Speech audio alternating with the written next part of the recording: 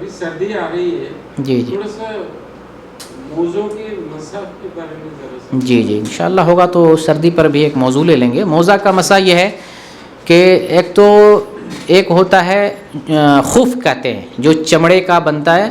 نبی کریم صلی اللہ علیہ وسلم کے زمانے میں عام طور سے یہی چلتا تھا چمڑے کا. اور ایک ہے موزہ جس کو عربی میں جراب کہتے ہیں.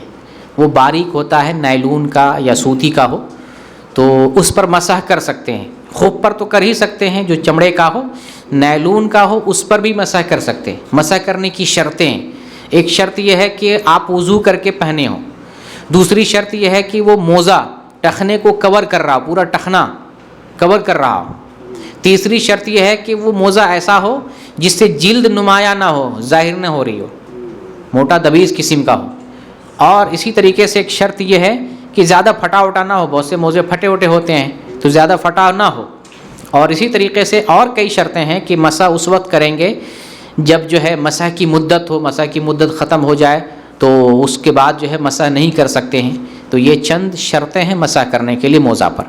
بلکہ موزہ پر مسح کر سکتے ہیں اور مجبوری کی وجہ سے بھی کر سکتے ہیں، بغیر مجبوری کے بھی موزہ لگا کے اس پر مسح کر سکتے ہیں. کوئی حرج کی بات نہیں. ٹھنڈی میں یا گرمی میں بھی کوئی آفس آدمی جا رہا ہے، وضو کر لے، وضو کر کے موزہ لگا رہا ہے، آفس میں نماز کا وقت ہو اس پر مسح کر کے نماز پڑھ سکتا ہے، اتارنے کی ضرورت نہیں ہے. اس کی مدت مسافر کے لیے الگ ہے، مقیم کے لیے الگ. مقیم کے لیے 1 دن اور مسافر کے لیے 3 دن 3 رات. تو مقیم اور مسافر کے لیے الگ الگ ہے. اور مسح کی شروعات اس وقت سے ہوگی جس وقت آپ نے پہلی مرتبہ مسح کیا.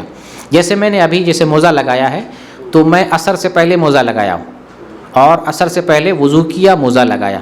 ابھی تک میں نے اس پر مسح نہیں کیا ہے. مغرب کی نماز میں نے پڑھ لی، مسح نہیں کیا. میرا مسح کا ٹائم کاؤنٹ نہیں ہو رہا ہے.